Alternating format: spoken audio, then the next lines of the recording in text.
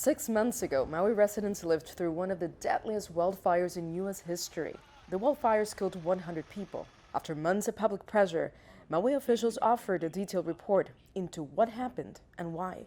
Among their findings, many of the victims died on one street in the historic town of Lahaina. As residents fled the flames, many were trapped. Downed power lines and trees blocked exit routes. Evacuation orders were delayed. On the tragic day of August 8th of 2023, the mayor of Maui seemed unaware of the severity of the fire.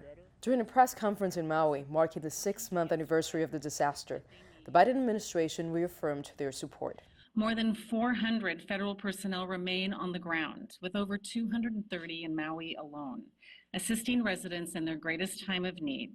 And to date, the Biden-Harris administration has approved nearly $44 million in assistance to over 7,000 households.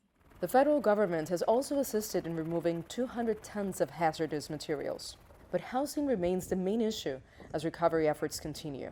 And officials say 5,000 are homeless. Over 13,000 people are in the community, but 9,806 individuals who survived were initially displaced. And as I mentioned, 100 of our loved ones were lost. 4,961 survivors are currently in the non-congregate shelters, the hotels. That number peaked at just under 8,000. The lack of housing has created a mental health crisis for survivors on the island.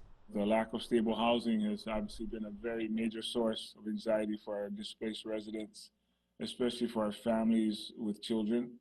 And so for some of our residents, the housing issues have just compounded that trauma that they've already experienced, and has created in some cases, depression.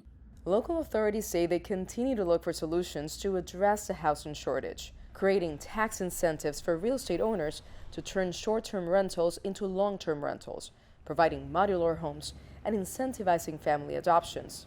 Still, for many, leaving West Maui is their only option. Nitza, Soledad, Perez, CGTN, Miami.